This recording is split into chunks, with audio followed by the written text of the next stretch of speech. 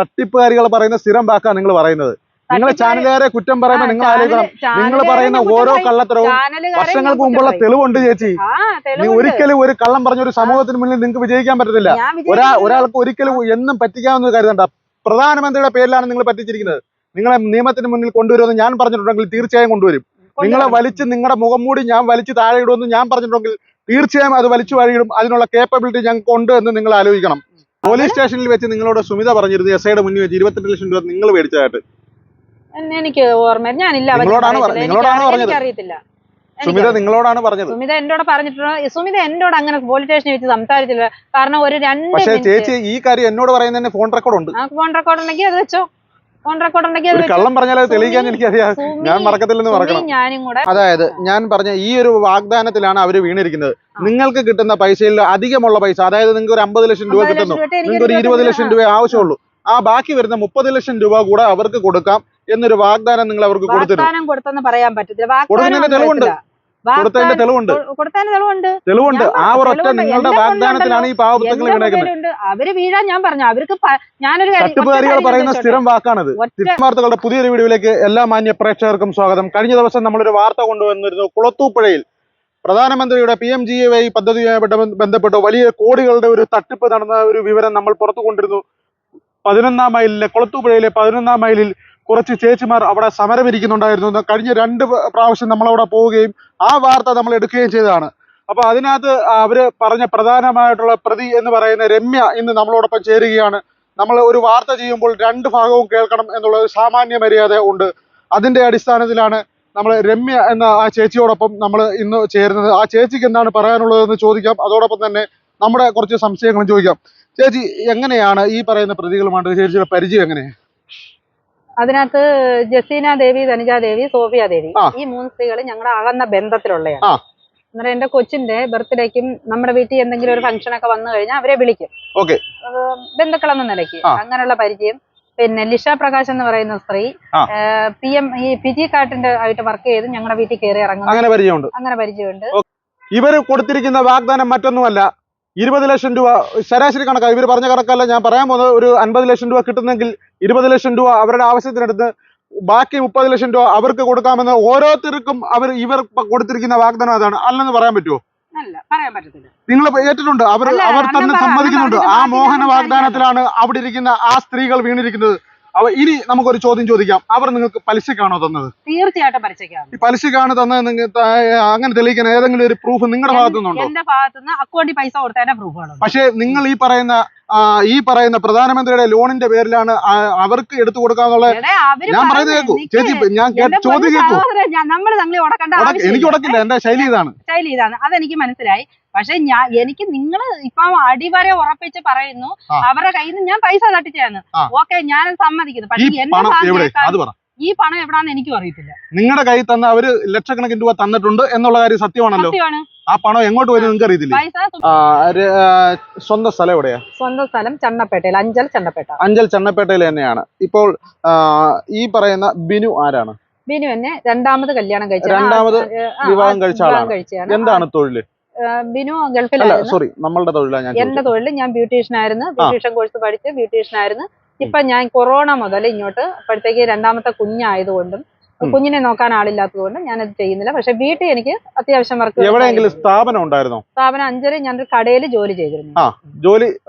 ജോലി ചെയ്തിരിക്കുക മാത്രമാണ്. ഈ പറയുന്ന കോടികളുടെ ഇടപാടുകളും കാര്യങ്ങളും ഒക്കെ നടന്നതായിട്ട് നമുക്ക് അറിയുന്നുണ്ട്. അവർ പറഞ്ഞതനുസരിച്ച് അവരുടെ ബാങ്ക് സ്റ്റേറ്റ്മെന്റ് അനുസരിച്ചൊക്കെ നിങ്ങളുടെ അക്കൗണ്ടിലോട്ടൊക്കെ പൈസകൾ ട്രാൻസ്ഫർ ചെയ്തിട്ടുണ്ട്.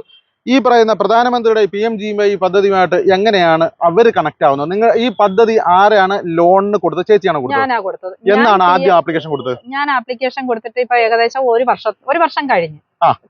ആദ്യം അഞ്ചൽ കാനറ ബാങ്കിൽ കൊടുത്ത് റിജക്ട് ആയി. കാരണം അതിനകത്ത് ഒരു 4 ഇന്റർവ്യൂ നമുക്ക് വരുന്നുണ്ട്.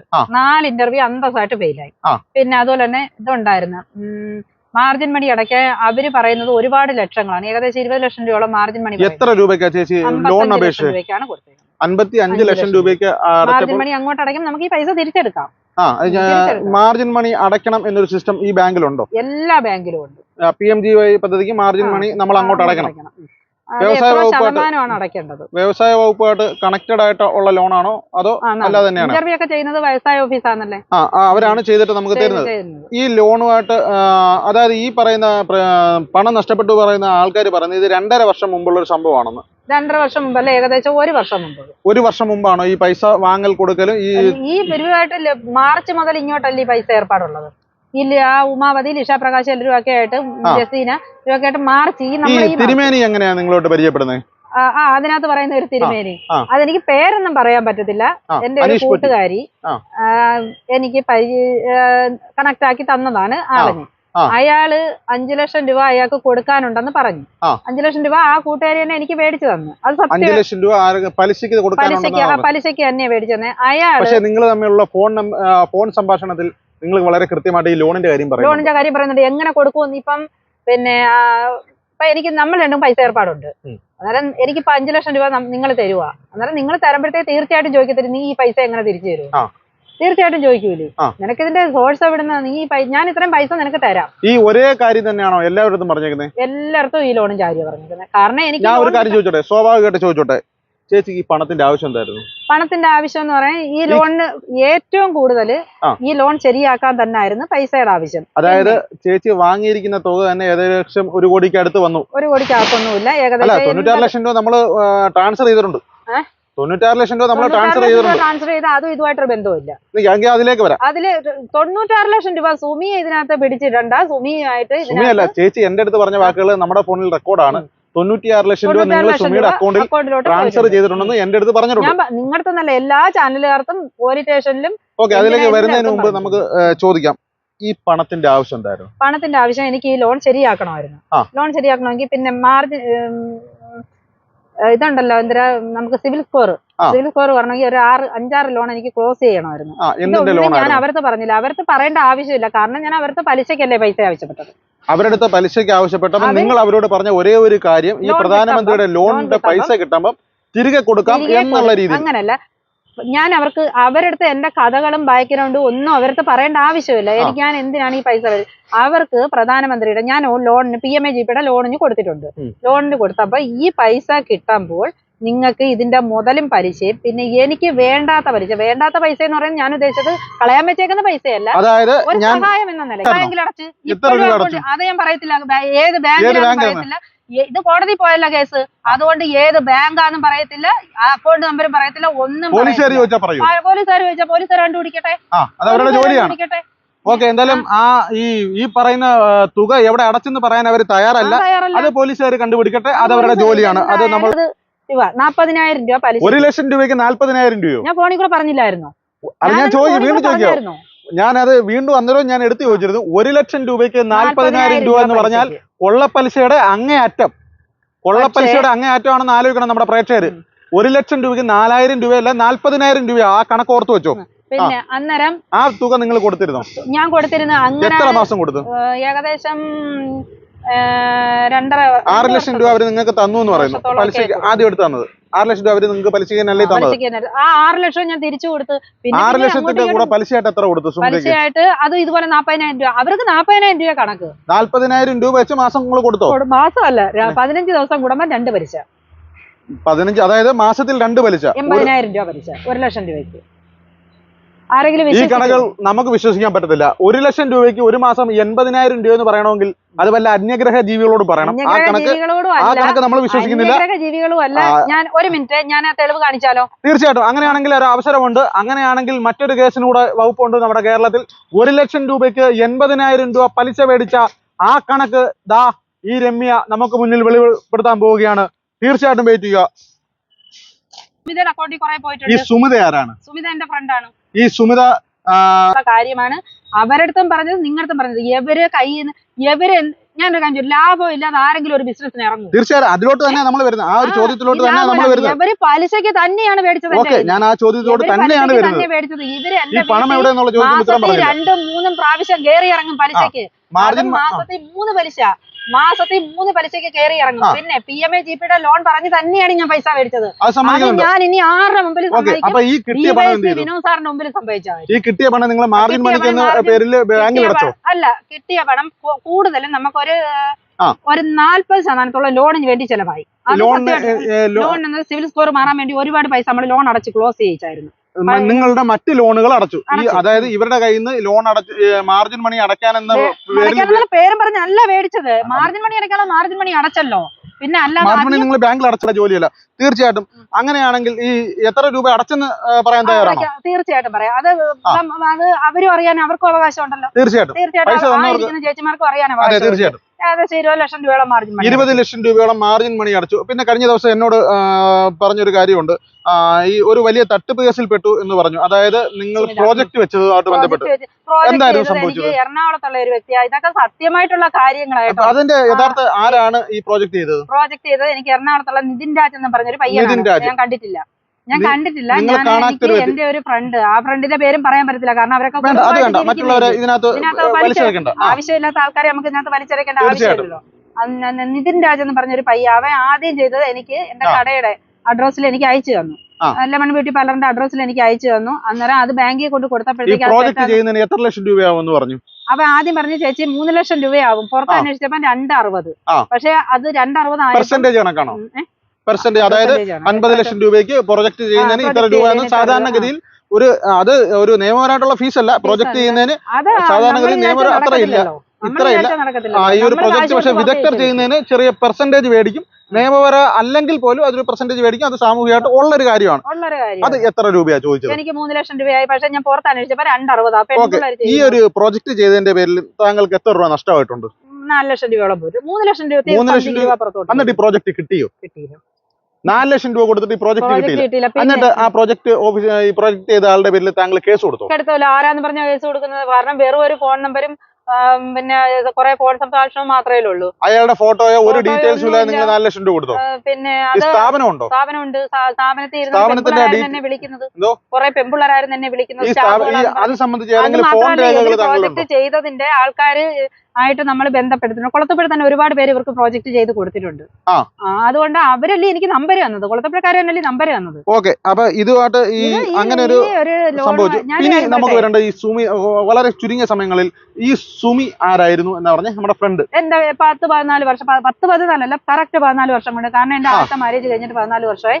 ഈ 14 വർഷം കൊണ്ട് സുമിതയെ എനിക്കറിയാം. ഓക്കെ, ഈ സുമിതയെ അറിയാം. ഈ സുമിതയായിട്ട് നമുക്ക് മറ്റ് ബന്ധങ്ങൾ എന്താണുള്ളത്? ഈ വ്യാപാര സംബന്ധമായിട്ടുള്ള ബിസിനസ് പരമായിട്ട് ഒരു ബന്ധങ്ങളുമായിട്ട് എനിക്ക് യാതൊരുവിധ ബന്ധവും ഇല്ല. ഈ പൈസ ഏർപ്പാട് മാത്രം. സുമിതയുടെ കടയിൽ ഞാൻ ചെന്ന് തെളിവുണ്ടെങ്കിൽ ആ ശിക്ഷ സ്വീകരിക്കാൻ ഞാൻ തയ്യാറാണ്.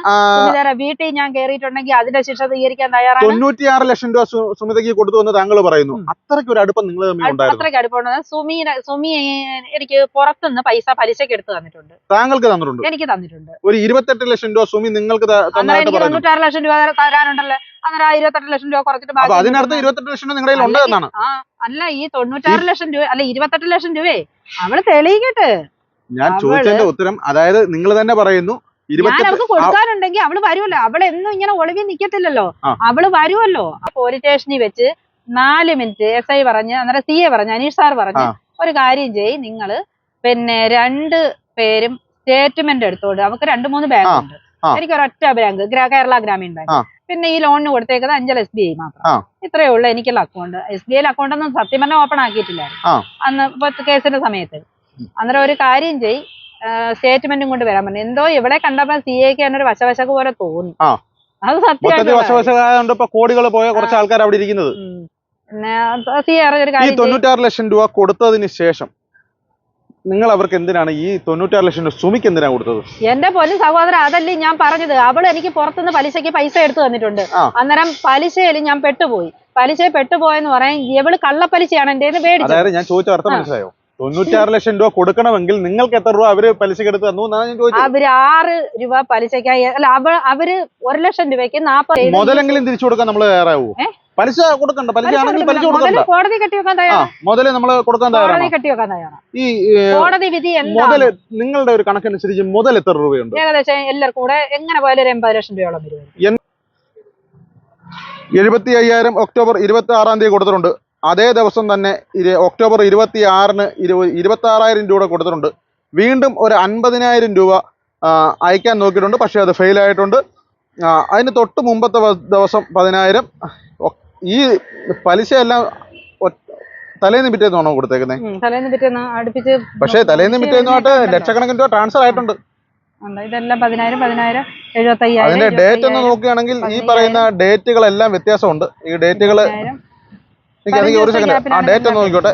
ഫെബ്രുവരി 20 കൊടുത്തിരിക്കുന്നു. ഇങ്ങോട്ട് പോട്ടെ, ഇഷ്ടം പോണ്ട. 30,000. ഒരു സെക്കൻഡ്, ഈ കൊടുത്തിരിക്കുന്ന ഡേറ്റുകൾ നമ്മുടെ പ്രേക്ഷകരൊന്ന് ശ്രദ്ധിക്കണം. 50,000. ഒരു സെക്കൻഡ്, ഫെബ്രുവരി 28-ാം തീയതി കൊടുത്തിരിക്കുന്നു, വീണ്ടും മാർച്ച് 1-ാം തീയതി. ഇത് പലിശയാണെന്ന് പറയാൻ ഒരിക്കലും പറ്റത്തില്ല. കാരണം ഈ ഡേറ്റുകളൊന്നും പലിശയുടെ കണക്കുമായിട്ട് ബോധ്യപ്പെടുന്നില്ല. ഒരുപക്ഷെ ഈ ചേച്ചി പറയുന്നത് പലിശ തന്നെ ആയിരിക്കാം. പക്ഷെ എന്നാലും ഈ പറയുന്ന 15 ദിവസത്തിന്റെ ഗ്യാപ്പ് ഇല്ല. അതവിടെ നിൽക്കട്ടെ. ഈ സുമിത ഈ പിന്നീട് നമ്മൾ പറഞ്ഞു വന്ന ഒരു കണക്ക് 96 ലക്ഷം രൂപയിൽ താങ്കൾക്ക് പലിശക്ക് എടുത്ത് തന്നു എന്നാ പറയുന്നത്. 96-ലോ? ചേച്ചി തന്നെ പറഞ്ഞ, ഞാനല്ല കണക്ക് പറഞ്ഞു. 96 ലക്ഷം ഒന്നും ഞാൻ 96 ലക്ഷം രൂപ വർഷമല്ല, എമൗണ്ട് തന്നെയാണ്. അവസാനം ഈ ഒരു ശ്രീ സ്ഥാപനത്തിൽ ഒരു പണം ഇടപാട് നടന്നതായിട്ട് ഈ ഒരു കേസുമായിട്ട് ബന്ധപ്പെട്ട് കേൾക്കുന്നുണ്ട്. എന്താണ് അതിന്റെ സത്യം? സത്യം പറഞ്ഞാൽ ഈ സ്വകാര്യ ധനകാര്യ സ്ഥാപനം എന്നല്ലേ, അവരാരുമായിട്ട് എനിക്ക് പരിചയമില്ല. സത്യം ഞാൻ പറയുന്നത്. അവരുമായിട്ട് എനിക്ക് പരിചയം, നേരിട്ട് ഇടപാടില്ല. പക്ഷെ ഈ കേസിന്റെ അന്ന് ഈ ആളെ ഞാൻ നേരിട്ടൊന്ന് കണ്ടു. ആളെ പേര് ഞാൻ പറയത്തില്ല. ഈ വ്യക്തിയെ ഞാൻ കണ്ടു. ഒരു 3 വർഷത്തെ പരിചയത്തിനിടയ്ക്ക് വ്യക്തി ആദ്യമായിട്ട് കാണും. ഞാൻ നിരന്തരമായിട്ട് ഫോൺ വിളിക്കും, പൈസ ചോദിക്കും, സുമീര കൈ കൊടുക്കും എല്ലാം. പക്ഷെ ആദ്യമായിട്ട് ഞാൻ കാണുന്നത് ഇങ്ങനൊരു സിറ്റുവേഷനിലായി പോയി. അതിലെനിക്ക് വിഷമമുണ്ട്, പുള്ളിക്കാരനും വിഷമമുണ്ട്. പക്ഷെ ഇവള് ചെയ്ത ചതുവെന്ന് പറയാൻ, ഇവള് അവിടുന്ന് 6,000 രൂപ പലിശക്ക് എടുത്തിട്ടാണ് എന്റെ 40,000 രൂപ. അതായത് സുമിത 6,000 രൂപയ്ക്ക് പലിശക്ക് ഈ പറയുന്ന ധനകാര്യ സ്ഥാപനത്തിൽ നിന്ന് പലിശക്ക് എടുത്തിട്ട് ഇവർക്ക് കൊടുത്തത് 40,000 രൂപ പലിശക്കാണ് എന്നാണ് പറയുന്നത്. അതായത് ഒരു മാസത്തിൽ 2 പലിശ, അതിൽ ഒന്ന് 15 ദിവസം കൂടുമ്പോൾ 40,000 രൂപ, വീണ്ടും 15 ദിവസം കൂടുമ്പോൾ 40. അങ്ങനെ ഇപ്പൊ ഞാൻ ചേച്ചിയുടെ പലിശക്ക് തരികയാണ്, ഞാൻ വന്ന് പറയുക. 1 ലക്ഷം രൂപയ്ക്ക് 1 ലക്ഷം രൂപ പലിശ 20 രൂപ കുട്ടിയെ വീണ്ടും 1 ലക്ഷം രൂപ ആവുക. അതിന് നമ്മൾ സമ്മതിച്ചോ? സമ്മതിക്കാതെ പിന്നെ എനിക്ക് രക്ഷയില്ലല്ലോ. കാരണം എനിക്ക് ആത്മഹത്യ ചെയ്യാൻ പറ്റത്തില്ല. അത്രയ്ക്ക് ടൈറ്റ് വരാൻ ആ സമയത്ത് മറ്റെന്ത് കടവാ താങ്കൾക്കുണ്ടായിരുന്നു? എനിക്കറിയത്തില്ല. ഞാൻ ഈ ലോണിന്റെ പുറത്ത് മേടിച്ചതിനകത്ത് എനിക്ക് ഭയങ്കര കടവായി. എന്നാ ഞാനൊരു വസ്തു മേടിക്കുകയോ 1 ഗ്രാം സ്വർണം മേടിക്കുകയോ, ഒരു സത്യം പറഞ്ഞ ഈ 1 കോടി തട്ടിപ്പെന്ന് ഞാൻ ഇവരെ നിന്നൊക്കെ മേടിച്ചെന്ന് പറയില്ലേ, ഞാൻ പറയുന്നേക്ക്, ഇതിൽ 1 ഗ്ലാസ് വെള്ളം കുടിച്ചെങ്കിൽ ഇത്രയും സങ്കടം വരത്തില്ല. ഈ പണം ഇവരാരും അറിയാത്ത മറ്റൊരാൾക്ക് ഒരിക്കലുമില്ല. സുമി, ഞാൻ, പിന്നെ ഈ ഫിനാൻസ്, ഈ 3 പേരെ കണക്ട് ചെയ്താണ് ഈ പൈസ നിൽക്കുന്നത്. അത് ഞാൻ ഇനി എന്റെ തല പോയാലും ശരി തന്നെ. ഞാൻ ഒരു ഒറ്റ കാര്യം കൂടെ പറഞ്ഞോട്ടെ. ഇനി എന്നെ തൂക്കി കൊല്ലാൻ വിധിച്ചാലും 3 കാര്യത്തിൽ ഞാൻ ഉറച്ചു നിൽക്കും. ഒന്ന്, ഇവളുമാരെനിക്ക് കൊള്ള പലിശക്കാണ് പൈസ തന്നത്. മുതലും പലിശയായിട്ട് കുറെ പൈസ തിരിച്ചു കൊടുത്ത് എന്റെ കയ്യില് അതിന് തെളിവില്ലാതെ പോയി. കാരണം എന്റെ വീട്ടിൽ വന്ന് ടോട്ടൽ എത്ര പേര് ഈ ഒരു പൈസയായിട്ട് ബന്ധപ്പെട്ട് നിങ്ങളെ കണക്ട് ചെയ്തിട്ടുണ്ട്? 5 പേര്. ഈ 5 പേരോട് നമ്മൾ ഓരോരുത്തരോടും കാര്യം ചോദിച്ചു. ഈ പലർക്കും സ്വന്തം വീട് പോലും ഇല്ലാത്തവരാ. ആർക്കും വീടില്ല. അതിനകത്ത് ഞാൻ പറഞ്ഞുതരാം. അപ്പൊ അതിനകത്തൊരു പ്രായമായ സ്ത്രീ ഇരിപ്പുണ്ട്. അവര് നമ്മളോട് 75 ലക്ഷം രൂപയുടെ കണക്ക് അവർ പറയുന്നുണ്ട്. പക്ഷെ അവര് വലിയൊരു നീണ്ട ലിസ്റ്റ് നമ്മുടെ തന്നത്, അത് ഈ വീഡിയോയിൽ ഞാൻ ഉൾപ്പെടുത്താം. അവർക്ക് കൊടുത്ത ഓരോരുത്തരും അവര് ഒരുപാട് ഏകദേശം 10-30ഓളം പേരുടെ അവര് പല സ്വർണ്ണമായിട്ടും ക്യാഷായിട്ടും ഒക്കെ വാങ്ങിയിട്ടുണ്ട്. അതൊക്കെയാണ് ഇവരുടെ കൊടുത്തത്. ഈ സ്വന്തമായിട്ട് 50 ലക്ഷം രൂപ കൊടുക്കാനുള്ള ആസ്തി താങ്കൾക്കുണ്ടോ? ഇല്ല. പക്ഷേ ഇതെല്ലാ പ്രശ്നങ്ങളും തീർന്നിട്ട് കോടതി കെട്ടി വെക്കും. അത് എങ്ങനെയാന്ന് മറ്റുള്ളവർക്ക് പറയേണ്ട കാര്യം എനിക്കില്ല. ഇതുപോലെ മറ്റാരെങ്കിലും തട്ടിക്കാൻ പോകുന്നില്ല. ഇതും ഞാൻ എന്റെ പൊന്നു സഹോദര, ഇതും തട്ടിപ്പാന്ന് ഞാൻ പറയത്തില്ല. കാരണം അവര് അറിഞ്ഞ് എനിക്ക് പൈസ തന്നു. ഇവർക്ക് എന്തെങ്കിലും ഒരു ലാഭം ഉണ്ടായിട്ടല്ലേ എനിക്ക് തന്നത്. അന്നേരം അവര് പലിശക്ക് തന്നില്ലെന്ന് അവര് നാഗശികാന്ത എതിർക്കും. ഈ സുമിത താങ്കൾക്ക് നിങ്ങൾ കൊടുത്ത പൈസ നിങ്ങൾക്ക് തിരിച്ചു തയ്യാറായിരിക്കും, തയ്യാറാവും എന്ന് എനിക്ക് 100% വിശ്വാസമുണ്ട്. നിലവിൽ ഈ ഉളവിലാണ് സുമിത. എവിടെയാണെന്ന് നിങ്ങൾക്ക് അറിയാമോ? ഒരു പിടിയില്ല. പക്ഷേ അറിയാമായിരുന്നെങ്കിൽ ഞാൻ തന്നെ അവളെ നിയമത്തിന് മുമ്പിൽ കൊണ്ടു. നിങ്ങൾ തമ്മിൽ എന്തെങ്കിലും സ്വരച്ചേർച്ച ഇപ്പൊ നിലവിലുണ്ടോ? ഒരു സ്വരച്ചേർച്ചയില്ല. കാരണം 16-ാം തീയതി ഞങ്ങൾക്ക് അറസ്റ്റ് വാറണ്ട് വരുന്നു. 16-ാം തീയതി വൈകിട്ട് ഞങ്ങൾ 2 പേരും ഒത്താണ് ഒളിവിൽ പോകുന്നത്. ഞാൻ എന്റെ ബന്ധുവിന്റെ വീട്ടിൽ തന്നെ ഉണ്ടായിരുന്നു. 16-ാം തീയതി ഞാൻ അവളുമായിട്ട് സംസാരിക്കുന്നതാണ്. ഈ അവസാന ഒളിവിൽ പോയപ്പോ നിങ്ങൾ തമ്മിലുള്ള ധാരണ എന്തായിരുന്നു? ഒരു ധാരണയില്ലായിരുന്നു. വക്കീലിന്റെ മുമ്പിൽ വക്കാലത്ത് ഒപ്പിട്ട് വെച്ചിട്ട് 2 പേരും 2 വഴിക്ക്. എങ്കിൽ ശരി, നീ അങ്ങോട്ട് പോയി, ഞാൻ അങ്ങോട്ട് പോകുന്നു പറഞ്ഞു പോയാണ്. അങ്ങനെ തന്നെ ഒരിക്കലും വിശ്വസിക്കാൻ പറ്റില്ല. ഇതിപ്പോ ഞാൻ പറഞ്ഞിട്ടല്ലേ അന്ന് സുമി ഞാനും കൂടെ സുരേഷ് വക്കീലിന്റെ അടുത്തും പിന്നെ മൽസാറിന്റെ അടുത്തും ഒപ്പിട്ട് കൊടുത്തത് ഞാൻ പറഞ്ഞിട്ടല്ലേ നിങ്ങൾ അറിഞ്ഞത്. അല്ല എന്നാലും നമ്മളൊരു തട്ടിപ്പ് നടത്തുമ്പോൾ തീർച്ചയായിട്ടും രണ്ട് പ്രതികൾ അവിടെ ഉണ്ട്. സഹോദര ഇത് തട്ടിപ്പല്ല, അവര് പലിശക്ക് വന്നു, ഞങ്ങള് പേടിച്ചു. പിന്നെ ഈ കണ്ട വോയിസ് റെക്കോർഡിങ് എന്നെ അടിച്ചു, എന്നെ ഇടിച്ചു, എന്നെ പിച്ചി മാന്തി എന്നൊക്കെ പറയുന്ന റെക്കോർഡിങ് അത് സ്വാഭാവികമായിട്ട് ഇപ്പൊ നിങ്ങൾ രണ്ടും കൂടെ കൂട്ടാണ്. നിങ്ങൾക്കൊരു പിന്നെ കുടുംബത്തൊരു പ്രശ്നം വരുമ്പോ അത്ര ആത്മാ സുഹൃത്തുക്കളെ നിങ്ങൾ തുറന്നു പറയും, എടാ എന്റെ ഭാര്യ ഇങ്ങനെ എന്നെ വഴക്ക് പറയുന്നു, ഇടിച്ചു പിച്ചി. എന്തായാലും നമ്മള് പണം കൊടുക്കാൻ നിലവിൽ തയ്യാറല്ല, പക്ഷെ കോടതിയിൽ ഈ പലിശയുടെ ആണെങ്കിൽ അത് ഇവരെ തെളിയിച്ചതിന് ശേഷം കോടതിയിൽ മുതൽ കെട്ടിവെക്കാൻ അവർ തയ്യാറാവുന്നുണ്ട്. പലിശ കൊടുക്കാൻ പൈസ ഇല്ലാത്തവർ മറ്റൊരാളെ നിന്ന് എടുത്തു കൊടുത്താന്ന് ചേച്ചിക്ക് അറിയത്തില്ലായിരുന്നു? അറിയത്തില്ല, കൊറേയൊക്കെ അറിയായിരുന്നു, അറിയത്തില്ലായിരുന്നു. ഈ മറ്റു പലരും അവരുടെ വീട്ടിൽ ചെല്ലുന്ന കാര്യം ഈ പണത്തിന്റെ കാര്യം നിങ്ങൾക്ക് അറിയായിരുന്നു. 2 മാസം കൊണ്ടാണ് തീർത്തും കഥകളൊക്കെ. അവരുടെ കയ്യിൽ അന്നേരം വേറൊരു കാര്യം ഇതിനകത്തുണ്ട്.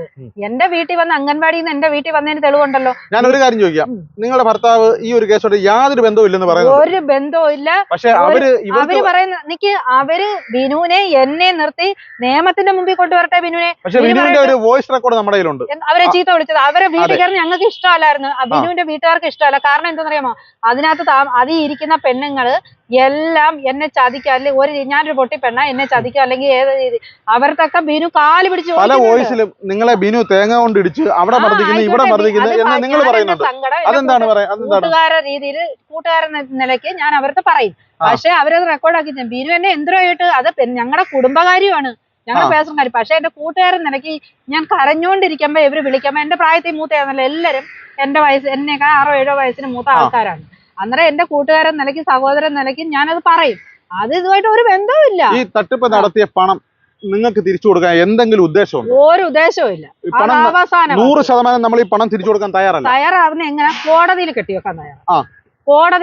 കോടതി കാരണം ഞാൻ കാല് പിടിച്ച് ഞാൻ പറഞ്ഞതാണ്, എന്നെ അപമാനിക്കരുത്, റിമാൻഡ് ആക്കരുത്, 2 വയസ്സുള്ള ഒരു കുഞ്ഞുണ്ട്, ഇതെല്ലാം ഞാൻ അവരടുത്ത് തൊഴുതുകൊണ്ട് ഞാൻ പറഞ്ഞ് ഡിസംബർ 4-ാം തീയതിയിലേക്ക് എഗ്രിമെന്റ്. സത്യം പറഞ്ഞാൽ ഇങ്ങനൊരു പ്രശ്നം ആയില്ലായിരുന്നെങ്കിൽ എങ്ങനെ തീരുമാനിച്ചു ഭർത്താവ് വരട്ടെ, ഒരു പണക്കാരൻ ഭർത്താവ് വരട്ടെ, അന്നേരം അങ്ങനെ പറ്റിക്കാൻ അങ്ങനെ പറ്റിച്ച് പൈസ ഉണ്ടാക്കി കൊടുക്കാം. പിന്നെ രണ്ടാമത്തെ കാര്യം, ഞാൻ ആ പൈസ എങ്ങനെയെങ്കിലും കൊടുക്കണോ ഇവരുടെ ഒരു 3 വാക്ക്.